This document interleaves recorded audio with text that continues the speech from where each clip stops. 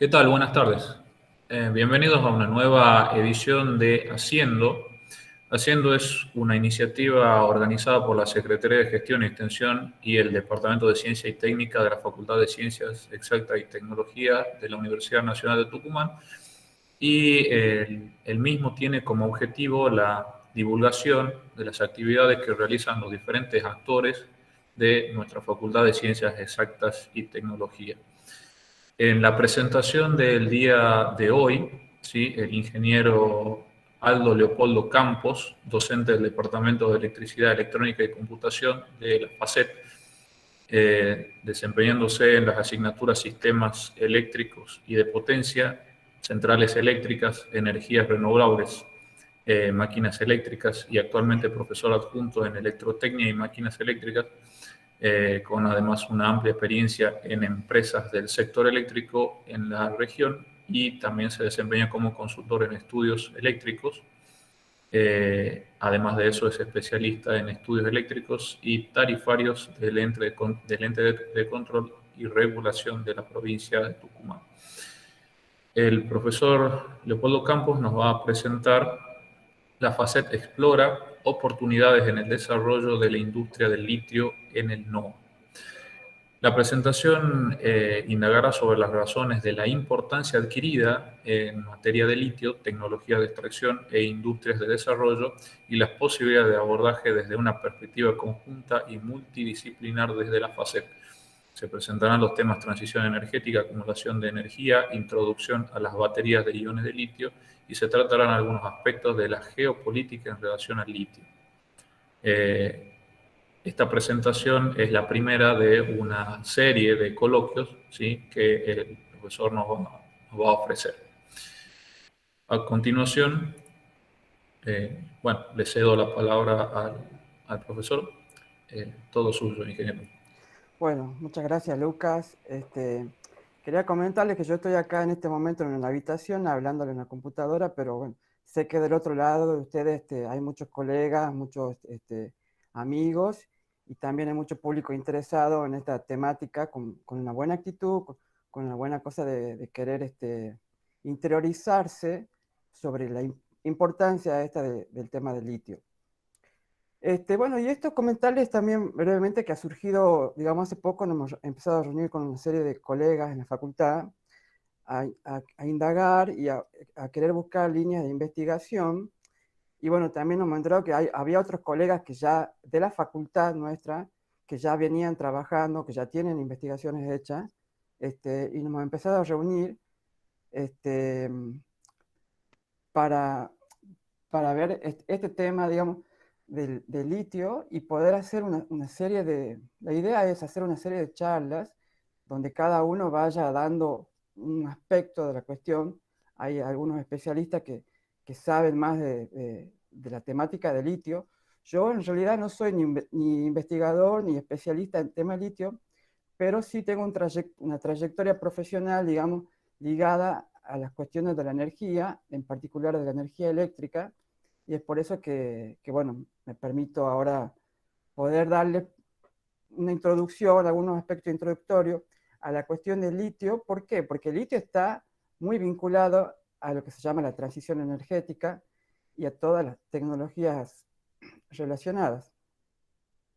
Entonces, bueno, vamos a hablar un poco de transición energética, vamos a hablar de acumulación de energía y de tecnologías de acumulación, vamos a hablar de algunos aspectos tecnológicos de las baterías, no es mi tema, pero vamos a tratar de describir cómo funcionan. Vamos a hablar un poco sobre las tecnologías de extracción y sobre algunos aspectos geopolíticos. Bueno, empezamos preguntándonos, lo primero es nos preguntamos, ¿por qué es tan importante el tema litio? Decimos que se vive como un momento histórico donde el litio ocupa un lugar muy importante. ¿Y por qué sería para nosotros como polo de conocimientos tecnológicos abrir líneas de investigación y desarrollo hacia las tecnologías de tratamiento de este mineral? Bueno, ahora voy a enumerar una serie de razones, pero bueno, básicamente el litio es un recurso estratégico dentro de las tecnologías relacionadas a la transición energética. y para los nuevos desafíos tecnológicos del siglo XXI. Su uso en baterías de acumulación hicieron posible la electromovilidad y el suministro de energía a dispositivos portátiles como celulares y computadoras. Es un mineral clave para el pasaje de una matriz energética basada en la utilización de combustibles fósiles a otro con base en energías limpias y sustentables, habilitado por el cambio de los patrones tecnológicos. Es decir, por un lado lo que ha disparado el consumo y el interés tiene que ver con su aplicación en dispositivos móviles, pero también está toda esta cuestión relacionada al almacenaje y a la acumulación de energía como complemento de la generación renovable. Las tecnologías relacionadas al litio abarcan un abanico muy diverso de aplicaciones, además de su uso en baterías, incluyendo, por ejemplo, grasas lubricantes, almacenamiento de hidrógeno, y en particular se utiliza en la separación de isótopos para reactores de fisión y como detector de neutrones en reactores de fusión. Es decir, que es un mineral que tiene aplicación en la tecnología nuclear. Y este es un punto no menor porque, de hecho, bueno, ya vamos a hablar un poco más adelante, pero hay países, como en el caso de Chile, que en el año 1982 han declarado el litio como material de interés nuclear, y esa sola cuestión, digamos, abre una ventana de oportunidad para que el Estado Nacional como tal tome control sobre todo lo que tiene que ver con la cadena de extracción e industrialización. Otro de los motivos por los cuales nos parece importante hablar de esto ahora es porque la Argentina no solamente cuenta con reservas litíferas de importancia global, que eso sería hay muchos que opinan que el asunto no está en tener las reservas, sino en poder tener la capacidad para desarrollar lo que viene, lo que se llama aguas abajo. Acá hablamos, por ejemplo, de aguas arriba y aguas abajo, entendiendo por hay una cadena de valor en la cuestión del litio relacionada desde la prospección, exploración, explotación como mineral a lo que tiene que ver con toda la industrialización. Y es una cadena bastante larga, con mucho valor, donde hay muchos eslabones, podríamos decir, de esa cadena, en los cuales intervienen organismos de investigación y organismos tecnológicos en general. Por ejemplo, hay varias universidades que ya tienen sus centros de investigación en esta temática, como la Universidad de La Plata, de Córdoba, de Jujuy, por nombrar las que tienen más desarrollo de lo que yo he podido venir leyendo. Bueno, hay organismos específicos dentro de lo que es el CONICET. Se ha formado ITEC, que es una asociación, digamos, entre YPF y el CONICET, es una asociación tecnológica que también ha abierto muchas nuevas perspectivas. ITEC se ha sumado hace poco a esta cuestión, hace relativamente poco, había organismos que ya venían con trabajos desde hace varios años. Está la CONEA, está el INTI, está INVAP. Y además hay un tejido significativo en la fabricación de transporte público, maquinaria agrícola pasible de incorporar baterías en metal mecánica en general.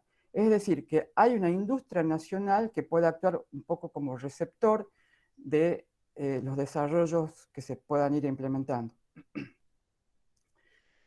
Y además, otro de los motivos por los cuales nos interesa es porque la UNT es una de las universidades con mayor número de investigadores en ciencia y técnica a nivel regional y nacional. Tenemos ingenieros en todas las ramas vinculadas a esta tecnología, en casi todas por lo menos. Tenemos expertos en física, en química, expertos en geofísica, capaces de implementar, por ejemplo, modelos de introspección de la geohidrológicos, por ejemplo. Existe en la Argentina, además, un foro interuniversitario de especialistas de litio que entre sus objetivos tiene el de articular distintas líneas de investigación y asociarlas a un plan de desarrollo nacional, federal y democrático. Y esto es importante porque si bien puede haber muchos organismos que venimos nombrando que tengan líneas de investigación abiertas, y nosotros desde la universidad también tenemos interés en esta cuestión, si esas líneas de investigación no están articuladas por un plan federal que tome a la cuestión del litio o a la cuestión de la transición energética como algo articulado, como un plan realmente federal, entonces vamos a terminar haciendo esfuerzos dispersos cada uno por su lado. Entonces, bueno, un poco el objetivo de este foro interuniversitario es ese, ¿no es cierto? El de actuar como columna articuladora de los distintos organismos que vienen investigando. Y recientemente ha surgido, desde haber llegado a ustedes la comunicación de que entre el 1 y el 3 de diciembre de este año hay un primer encuentro donde, bueno, ya se van a ir llevando algunos trabajos de investigación que se están haciendo. Ya también hay documentos previos, hay un consenso de discusión sobre este tema. Y la cuestión litífera ofrece la oportunidad de integrarse a un plan estratégico nacional, entonces de corto, mediano y largo plazo, que priorice la agregación de valor respaldada por las capacidades científico-tecnológicas, industriales y políticos sociales. Es decir, tenemos la oportunidad de sumarnos a un desarrollo que tiene ya distintas instancias de coordinación y que está, valga la redundancia, está en desarrollo, se está haciendo. Cuando hablábamos de la importancia del litio, bueno, acá les quería presentar una gráfica que simplemente explica un poco el crecimiento o el interés que viene tomando, y es simplemente una proyección de la demanda del mineral y en millones de unidades de autos eléctricos que se proyectan vender y en miles de toneladas métricas de carbonato de litio. LCE es la unidad de referencia en el mercado de litio. Carbonato de litio equivalente.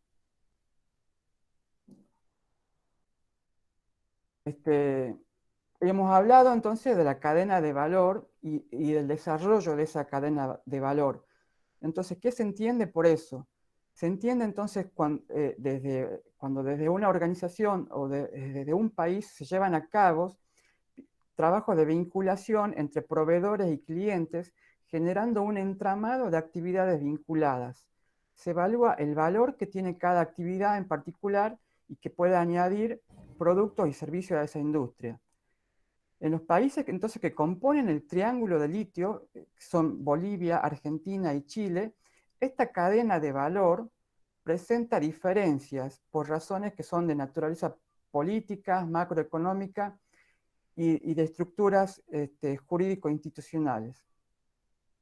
Por ejemplo, Chile es el país que tiene con holgura, es el mayor proveedor de la región, porque es el que tiene más madura, digamos, las tecnologías. Y en el caso de Bolivia, por ejemplo, Bolivia es el país dentro de los países del Triángulo del Litio que tiene las mayores reservas y que ha hecho en los últimos periodos las mayores inversiones.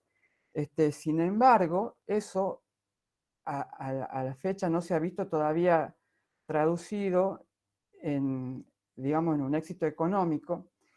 Y ahí hay quienes opinan que hablan del fracaso boliviano con el litio. Y bueno, en mi opinión no se trata de un fracaso, sino que para el momento actual se han conjugado una serie de situaciones político-económicas. Por ejemplo, la falta de un mercado que pueda comprar las baterías. Es decir, Bolivia ha tenido cierto éxito en los trabajos de extracción y de plantas pilotos y ha llegado a la producción en forma piloto de baterías, pero no ha podido todavía pasar a la tercera etapa de ese plan de expansión del Estado plurinacional, que se llamó así, un plan se le dice de los recursos evaporíticos del Estado plurinacional de Bolivia. No han podido pasar a la parte de escala por cuestiones relativas al mercado, a la compra y por cuestiones también geopolíticas que se han interpuesto. El caso de Chile sí es un poco más, digamos, de éxito en cuanto a la búsqueda de mercados, pero Chile es el principal proveedor, pero no tiene una cadena de desarrollo industrial importante, solamente, no solamente, pero es principalmente un recurso minero, digamos, nada más. Entonces, decíamos que esta es una cadena de valor larga, donde aguas arriba están las tareas de explotación, digamos, que son prospección, exploración, extracción del mineral, y después aguas abajo está lo que tiene que ver con la industrialización, donde los eslabones principales de esa cadena son la obtención del carbonato de litio, bueno, del cloruro de litio primero, del carbonato de litio, del óxido de litio y del litio metálico, que son ya es el componente, principal de las baterías, y en el medio hay etapas de purificación del mineral que son bastante complejas y requieren bastante tecnología. Hay líneas de investigación que llegan al litio metálico y que de hecho llegan a la fabricación de la batería acá actualmente a nivel nacional.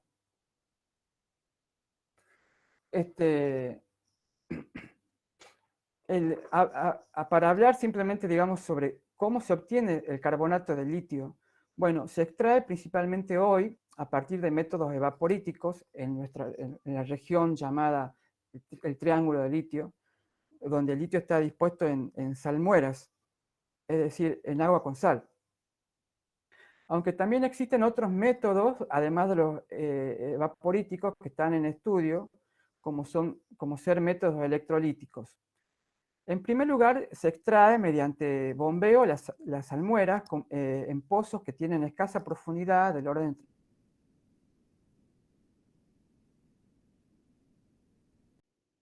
5 y 40 metros. Por eso el costo de extracción de este mineral es relativamente bajo. Es relativamente bajo en nuestra región en relación a otros países que también tienen litio. El litio es un mineral muy abundante en la naturaleza, pero no es tan fácilmente extraíble en todas partes. Justamente la ventaja que tiene y la razón por la cual las principales potencias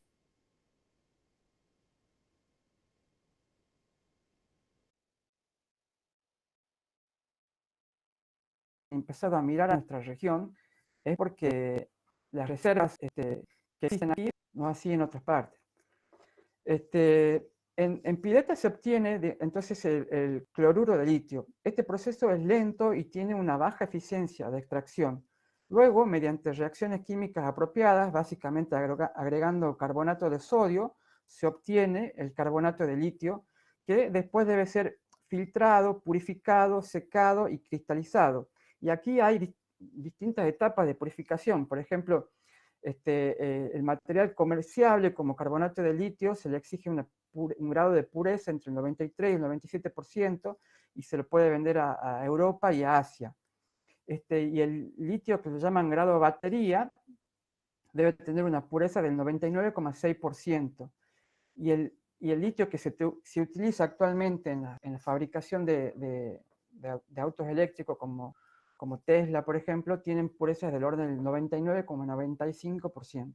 Es decir, y cada vez las tecnologías de purificación son más complicadas. Acá tenemos, por ejemplo, una imagen de pozos de extracción en nuestra región mediante salmueras. Como verán, son pozos que tienen escasa profundidad y cada salar tiene distintas composiciones químicas y el tratamiento para la obtención del carbonato es diferente. El agua depositada, digamos, el agua con sal, la salmuera, son reservas estancas que cuando se las extraen se genera un cono de presión. Entonces, acá después viene toda una cuestión ambiental sobre cómo debería abordarse esa cuestión ambiental a nivel de un sector, de una gran región. Hoy no vamos a poder hablar de todo eso, pero es todo un tema.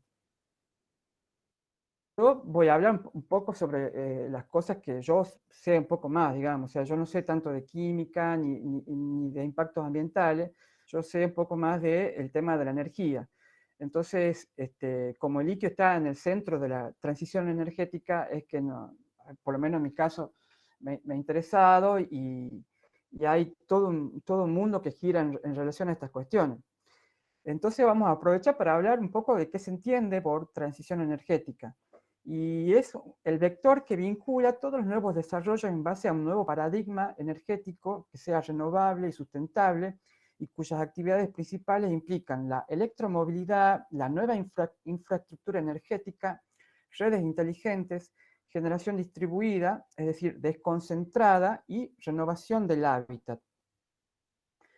Acá los distintos sectores económicos, digamos, que operan en la cuestión de la energía a nivel nacional, tienen una mirada sobre la transición energética. De hecho, las organizaciones sociales, políticas, los distintos espacios de pensamiento han empezado a poner en su agenda la cuestión de la transición energética y sobre cómo debería ser. Cada uno tiene una visión y es un tema que está muy en discusión sobre cuáles son los agentes de transición en esa transición. Por ejemplo, en la Argentina está claro que la matriz está basada en el gas. Ahora, ¿cuánto tiempo más y en qué medida tenemos que seguir invirtiendo en gas hasta que puedan estar maduras, digamos, las energías renovables para poder pegar, digamos, ese vuelco del que se habla? ¿Cuáles son los plazos? ¿Qué es lo que tendríamos que priorizar como Estado Nacional? Bueno, es todo parte de una gran discusión colectiva. Y acá, bueno, yo me permito dar un punto de vista poco consensuado, pero que entiendo que la transición energética en la Argentina debería tener que ver no solamente con la desfosilización del sistema, sino también con su transformación integral. Y en esa transformación integral aparecen las cuestiones de la descentralización, de la democratización, de la desmercantilización de la energía y luchar contra lo que se llama la pobreza energética.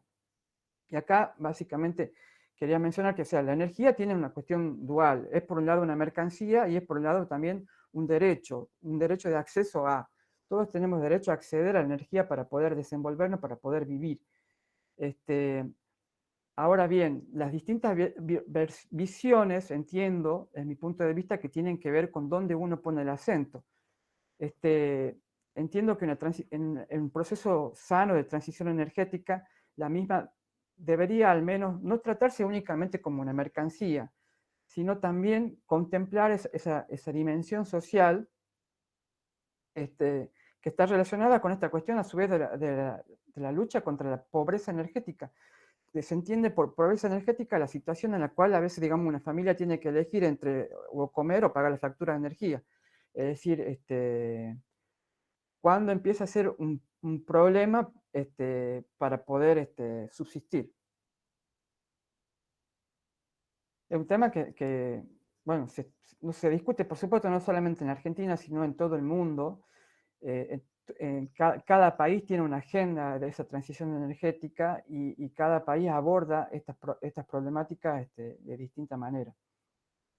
Y a nivel nacional, bueno, si bien hay discusión sobre los plazos que se tienen que dar, lo que en todos los escenarios se vislumbra es un crecimiento exponencial de la demanda, tanto en dispositivos móviles como en electromovilidad y en almacenamiento de energía a gran escala, como acciones de manejo del lado de la demanda y complemento de la generación renovable distribuida. Es decir, en materia energética uno puede tener políticas hacia el lado de la oferta o políticas hacia el lado de la demanda. Hacia el lado de la oferta lo que se plantea es dejar de generar en base a combustibles fósiles y generar en base a energías renovables. Y del lado de la demanda, la herramienta principal es la eficiencia energética, es decir, el conjunto de medidas que tienen que ver con satisfacer, digamos, los niveles de consumo acordes, con menos gasto energético, y en eso también, entre las acciones hacia la demanda, hay cuestiones, hay políticas tarifarias, hay también estas cuestiones de la acumulación de energía, también hacen al manejo de la demanda. O sea, la generación distribuida es una acción que tiene que ver con el lado de la generación, por ejemplo, pero también tiene que ver con el lado de la demanda, porque si un usuario, que es sobre todo un demandante, hace una inversión para generar su propia energía, entonces empieza a valorar sus consumos también de otra manera y lo empieza a cuidar de otra manera. Bueno, sobre el almacenamiento de energía y generación renovable. Voy a hablar un poco sobre el almacenamiento en los sistemas eléctricos, eh, qué papel cumple, digamos. Cumple dos aspectos diferentes y fundamentales. Por un lado, permite optimizar el dimensionamiento de una red de abastecimiento y puede desplazar, al menos parcialmente, las inversiones y el uso de centrales convencionales. Es decir, que permite mejorar lo que se llama el factor de carga de las instalaciones, donde por factor de carga se entiende la relación que hay entre la potencia media que demanda una instalación y la potencia máxima.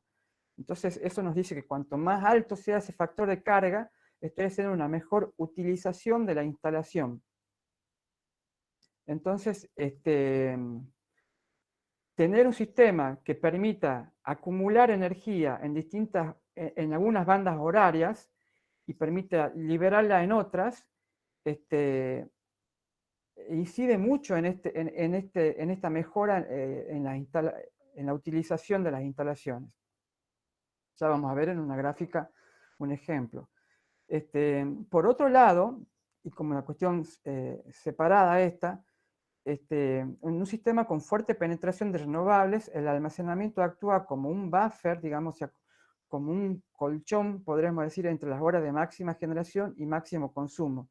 Es decir, hay horas en las cuales la generación es máxima y fotovoltaica, por ejemplo, es máxima y en ese momento puedo acumular y puedo liberar esa energía cuando el consumo es máximo y ya no tengo esa generación solar.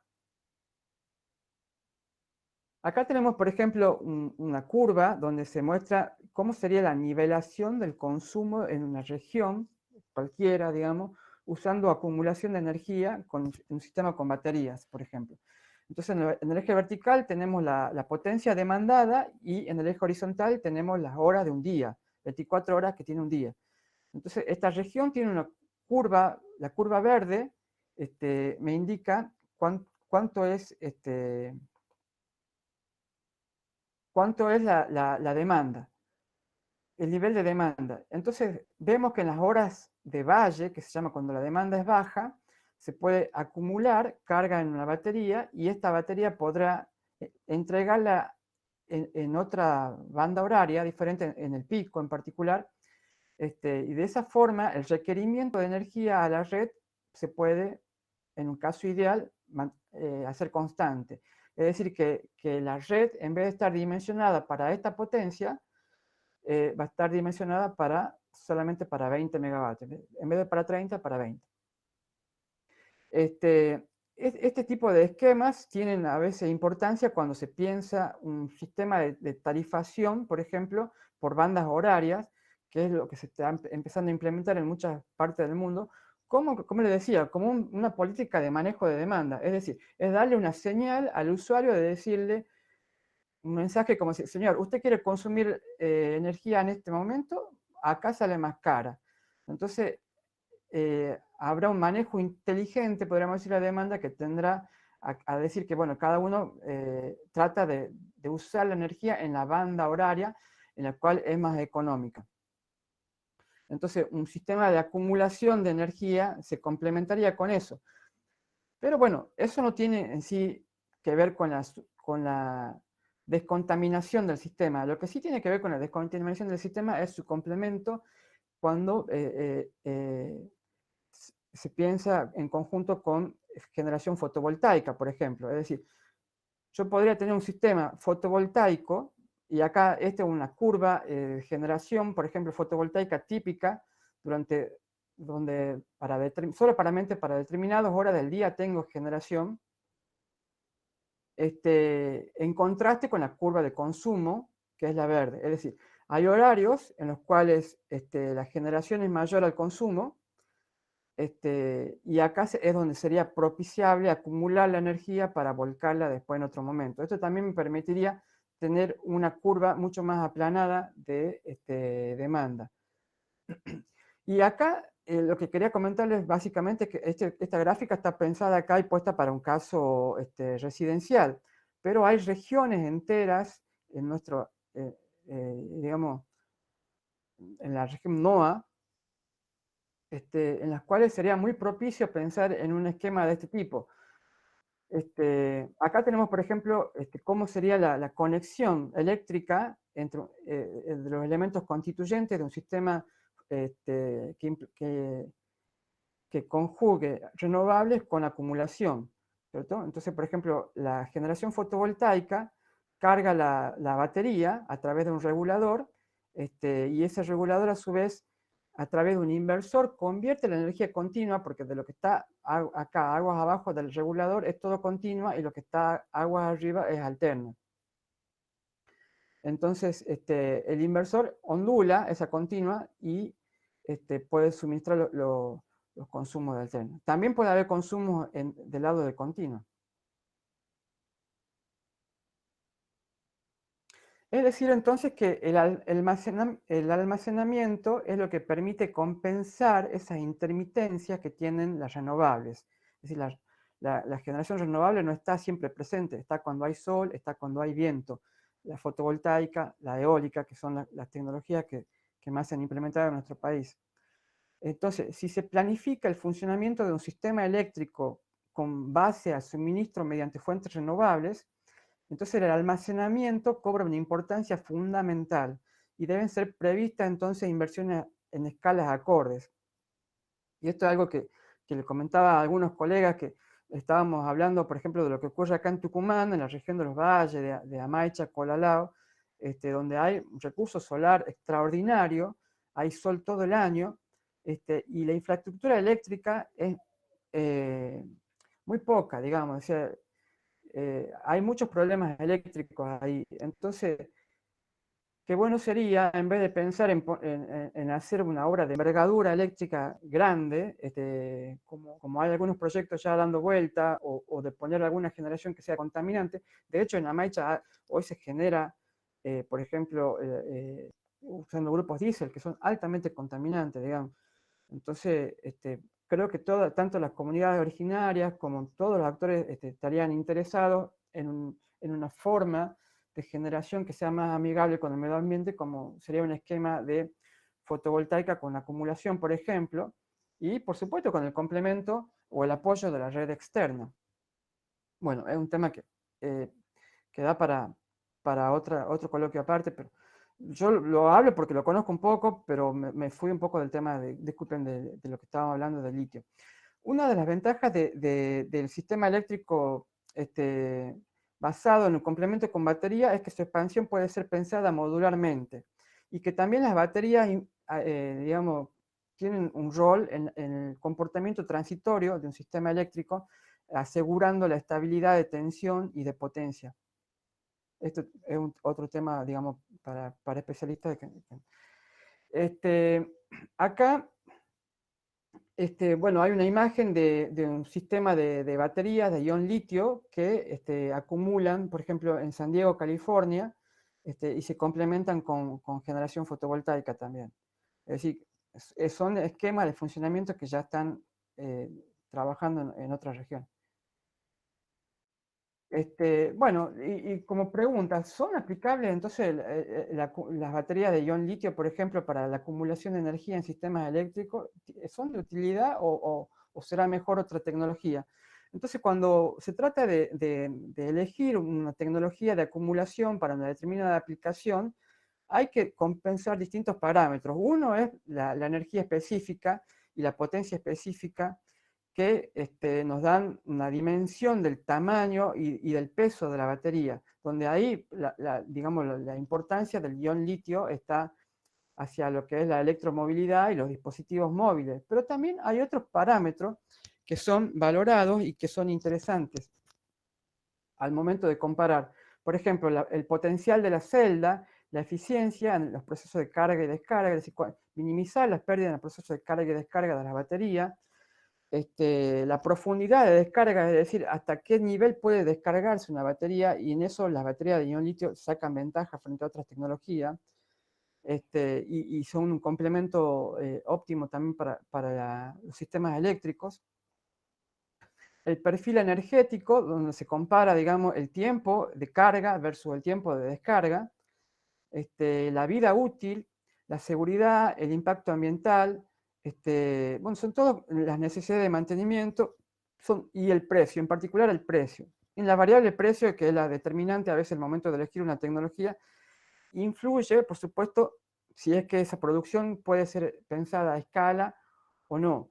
Nosotros por el momento tenemos desarrollo pilotos, digamos, y hoy todavía las baterías de ion litio son una tecnología muy cara frente a otras, pero lo que se prevé es que en pocos años, digamos, ese precio tienda a bajar mucho, porque se prevé que la producción a escala se va a incrementar exponencialmente también.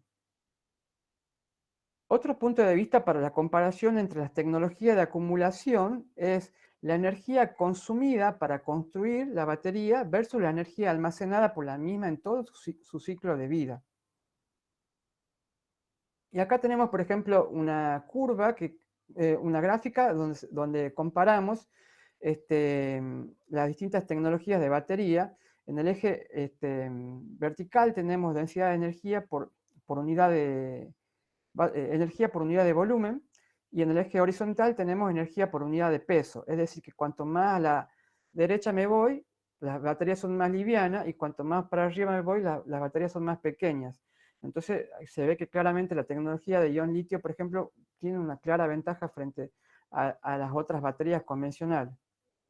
Es decir, se pueden fabricar baterías más livianas, más pequeñas, y las nuevas investigaciones apuntan hacia la derecha y hacia arriba en esta gráfica, es decir, hacerlas cada vez más livianas y cada vez más pequeñas. Bueno, la búsqueda de nuevos materiales capaces de suplir al mercado de dispositivos de almacenamiento de energía con mejores desempeños ha llevado a una extensa lista de investigaciones en la búsqueda de compuestos sintetizados. Es decir, hay investigaciones en todo el mundo, y es un terreno que está vivo y que está abierto, que se siguen incorporando todo el tiempo investigaciones en materiales y en mejoras. Y ninguna hasta el momento, o sea, que se sepa, cubre todos los aspectos de las problemáticas. O sea, fíjense todos los ítems los parámetros que hemos mencionado recién como base comparativa para las distintas tecnologías. Es decir, todas tienen una ventaja frente a la otra. Bueno, no todas tienen. Lo que quiero decir es que las líneas de investigación todavía están en pleno desarrollo. Es decir, nadie tiene la última palabra en cuestión de acumulación de energía, y de hecho estamos todavía en los caminos incipientes de un recorrido que parece muy prometedor para los próximos años. Bueno, ahora voy a intentar explicar sintéticamente cómo el principio de funcionamiento de una batería de ion litio. Y básicamente, cuando se descarga, el ánodo cede iones de litio al cátodo a través de un electrolito que está acá en el medio, que también tiene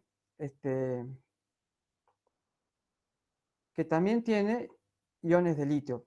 El electrolito estaría acá en el medio. Los otros son los electrodos. Y durante el proceso de carga de la batería, conectaríamos acá un potencial externo, ¿cierto? Una fuente con el más de este lado. Y ese potencial externo oxida los componentes metálicos del cátodo. Este funcionamiento está pensado para un cátodo de óxido de cobalto de litio, que es un tipo particular de tecnología y que es la más difundida, la más genérica. Entonces, ese proceso de oxidación hace que el cátodo ceda iones de litio al ánodo a través del electrolito, y esos iones se van a ir a intercalar entre las capas de grafito que mostramos acá del ánodo. Cuando ese proceso de carga termina, quedamos en un estado inestable energéticamente, es decir, sería como si fuese que tenemos un resorte comprimido si es que el circuito externo está abierto. Ahora, cuando se cierra el circuito externo a través de una carga, sería como soltar ese resorte. Los iones de litio vuelven al cátodo, y se produce un proceso en el cátodo que se llama de reducción. Bueno, en cuanto a los materiales, digamos, del ánodo, por ejemplo, se basan en los procesos pueden ser mediante los procesos de intercalación o aleación, o de reacciones de conversión, que se llaman. Y el cátodo, digamos, es donde se concentra la mayor parte de investigaciones. De hecho, en la facultad hay una investigación muy interesante en la cuestión del cátodo, de una colega que está acá presente, recién la vi que estaba. Ya lo vamos a mencionar un poquito más adelante, pero la mayoría de las investigaciones están en el cátodo, porque es ahí donde está la vida útil de la batería en términos de ciclabilidad y en términos de densidad energética. Mucho tiene que ver con el desarrollo de ese cátodo, es decir, las nuevas investigaciones apuntan para ese lado. Actualmente, por ejemplo, una de los tipos de baterías que se están trabajando son las de litio-azufre, que permiten capacidades de hasta 600 vatios hora por kilogramo, es decir, 3 veces más que las baterías de ion litio. Y esta cuestión es clave, digamos, cuando se piensa en los autos eléctricos, porque actualmente los autos eléctricos, de hecho, por ejemplo, a nivel nacional, ya hay algunos desarrollos ya de autos eléctricos, pero la mayoría de los que están en el mercado mundial tienen una autonomía de funcionamiento del orden de los 50 kilómetros. Entonces, para poder pensar en autonomía de funcionamiento de automóviles mayores, hay que se estima que la capacidad de las baterías de ion litio, eso sí, han llegado a un techo como tales, y hay que pensar en otro tipo de tecnología como son las de litio-azufre, por ejemplo. Entonces, además el azufre tiene otras ventajas, como que es un material abundante y es biodegradable. Estas baterías además no emplean cobalto, que sí es un material contaminante, que es escaso y que es caro y que tiene una minería muy complicada, y que en los países que hay minería de cobalto también tienen problemas geopolíticos muy grandes porque hay mucha explotación. Entonces, bueno, sería ideal poder reemplazar ese mineral en los nuevos desarrollos. Y bueno, docentes, como les decía, de la facultad han trabajado recientemente en una línea de investigación del análisis de ciclo de vida de baterías de litio-azufre con cátodos de carbono-azufre sintetizados a partir de biomasa y ánodos de litio metálico. Es decir, que es un desarrollo mucho más sustentable y amigable con el medio ambiente. Bueno, dentro de lo que son los componentes de las baterías de litio, en general, el litio ocupa una porción muy minoritaria, se dice que es del orden del 5%. Bueno, se dice dicen lo que conocen realmente cómo están confeccionadas, pero también tienen muchos otros minerales, digamos, o sea, tienen placas de cobre, placas de aluminio como electrodos, ¿no es cierto?, como capas protectoras. Además, bueno, no he mencionado, pero una cuestión importante de las baterías de ion litio es que el electrolito está recubierto por una capa protectora que es muy compleja de fabricar. He leído que se fabrica únicamente en Japón, ellos son los únicos que tienen el know-how a nivel mundial de cómo hacerlo. Es un separador que permite, digamos, de alguna manera filtrar y deja pasar los iones y además protege al electrolito en caso de ignición. Es decir, es lo que da seguridad. Las baterías de ion litio tienen un proceso de fabricación que es muy complejo, digamos, porque tiene que hacerse bien. Les decía entonces, bueno, disculpen, que además de litio tenemos cobre, aluminio, manganeso, níquel, es decir, una serie de minerales que están todos presentes en América del Sur, digamos. Entonces, por eso, el hecho de contar con todas las reservas necesarias a nivel materia prima, por lo menos en América del Sur, y contar a nivel continental también, al menos de la parte sur del continente, con mercados y desarrollos tecnológicos, hace que muchos estudiosos del tema de la geopolítica del litio opinan que hay que dejar de mirar al triángulo de litio como esos salares con condiciones excepcionales de recursos y empezar a tener una mirada, digamos, continental en cuanto a lo que es las posibilidades de mercado y posibilidades de desarrollo y de intercambios comerciales. Ese es lo que se empuja, digamos, como rumbo para el Estado argentino.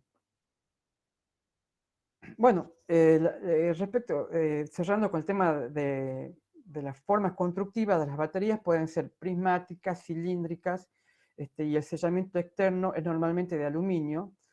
No vamos a tener tiempo de hablar de las tecnologías de fabricación y de ensamblaje, que es todo un tema, digamos, ingenieril, pero acá tenemos algunas imágenes que muestran, las de arriba, estas serían las prismáticas, estas serían las de tipo cilíndrica. Bueno, en cuanto a lo que tiene que ver como recurso estratégico, está relacionado, por supuesto, con la gran capacidad que tiene para el almacenaje de energía.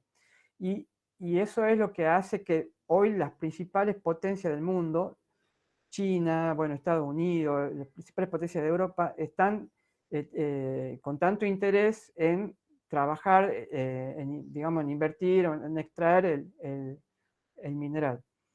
En el mercado mundial se ha duplicado entre los años 2016 y 2018 y se espera que la industria sea 8 veces mayor en el 2027.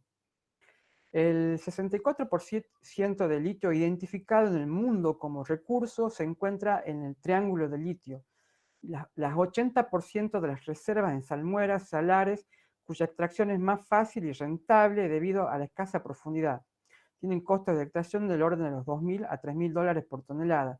Y hay también todas unas gráficas que muestran cómo va incrementándose y multiplicándose por factores alarmantes, digamos, la tecnología del material, el precio, a medida que se incorporan cada cadena de tecnologización. Acá, digamos, hay recursos que son probados, digamos, como existentes en la naturaleza, pero de esos recursos comprobados hay solamente un porcentaje que es lo que se llama la reserva extraíble económicamente rentable con los medios tecnológicos actuales, ¿no es cierto? No todo el recurso es extraíble. Entonces, hay cifras como, por ejemplo, que hay 50 millones de toneladas de litio en el mundo como recurso, pero de esos solamente 15 millones son extraíbles hoy en los reservorios que están estudiados. Bueno, acá tenemos una imagen de lo que se presenta como el triángulo de litio, y mapa satelital que hoy todo el mundo está mirando. Se compone básicamente por los salares de Uyuni en Bolivia, de Atacama en Chile, y en Argentina tenemos los salares del Hombre Muerto en Catamarca y Salar de Olaroz en Jujuy. Acá, bueno, va para hablar también sobre las características de inversión de cada explotación. La mayoría de lo que tenemos en Argentina en realidad son proyectos. Es decir, hay muchos proyectos de inversión, hay también un juego especulativo en cuanto a la posesión de esos proyectos, que imagínense, a medida que escala, digamos, el mercado, también escala la posesión de estos terrenos. Solamente tenemos 2 en explotación hoy y el año que viene se abriría otro muy grande también. Son los salares del Hombre Muerto en Catamarca, les decía, y el de Olaroz en Jujuy. Y el año que viene se abriría otro, Cauchari Olaroz, a la par de Olaroz, que lo administraría una empresa con fuertes capitales chinos que se llama Exar, y se prevé una producción del orden de los 22.000 toneladas mensuales.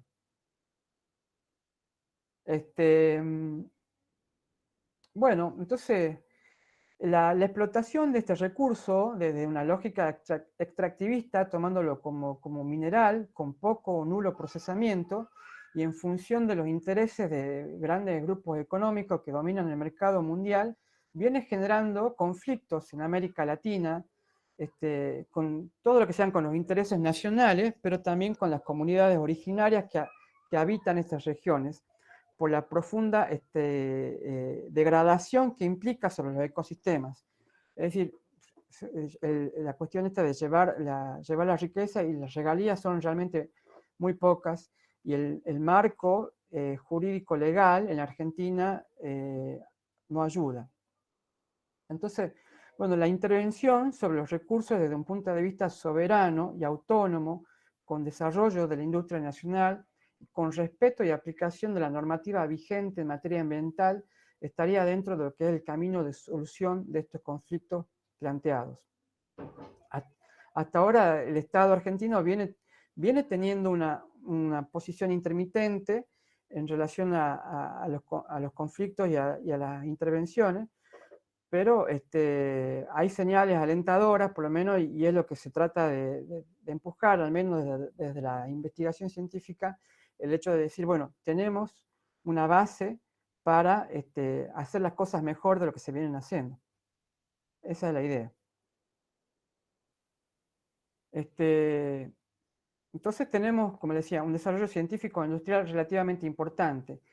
A su vez, dentro de las provincias que tienen recursos litíferos comprobados, como ser Jujuy, Salta y Catamarca, cada una tiene su diferencia, y entiendo que hasta ahora el caso donde hay más desarrollo es en la provincia de Jujuy, donde se lo declaró al litio como recurso estratégico, recurso natural estratégico.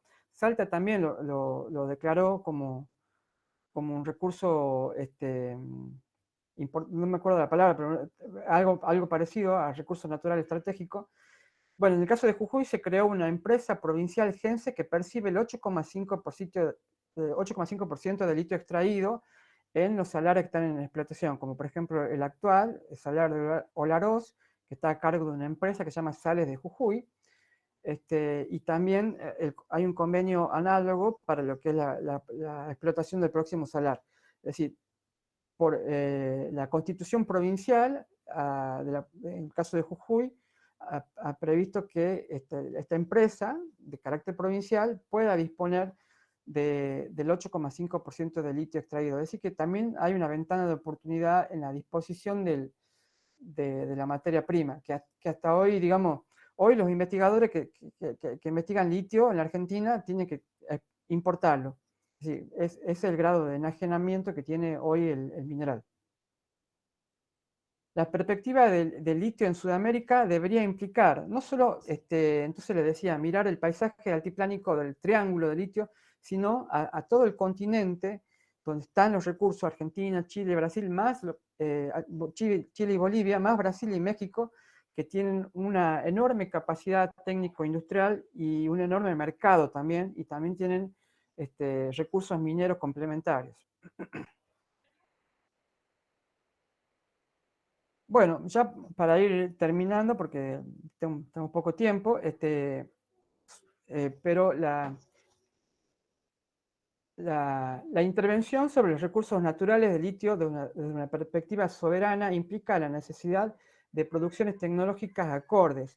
Tecnología y soberanía son conceptos que van de la mano. Las posibilidades de este desarrollo tecnológico a su vez están ligadas a nuestras capacidades para producir bienes desde nuestras posibilidades en la región. Entendemos que no va a haber un desarrollo sustentable con distribución de la riqueza si no hay un desarrollo tecnológico y científico acorde que acompañe eso. Y entendemos también que las líneas de investigación y desarrollo que existen hoy en la cadena de litio tienen que poder ser articuladas mediante un plan nacional inclusivo y federal, donde bueno, nosotros también como facultad, como unidad de conocimiento, tenemos mucho para aportar en ese plan que entendemos que se debería formar y que, bueno, al menos desde el sector vamos a empujar a que se forme. Tenemos muchos ingenieros, tenemos físicos, tenemos químicos, así que, bueno, esperemos que se puedan abrir nuevas líneas de investigación y para mí al menos es una cuestión muy alentadora. Disculpen, me he excedido yo del tiempo. Lucas, no sé si estás ahí. Sí, sí. Bueno, si ya ha concluido, Sí, bueno, muchas gracias por su presentación, enormemente sí. por su tiempo y bueno, queda disponible para algunas preguntas, ¿sí? Y Sí. bueno, agradezco enormemente su generosidad, ¿no? Bueno, no. Yo le agradezco a ustedes haberme bancado.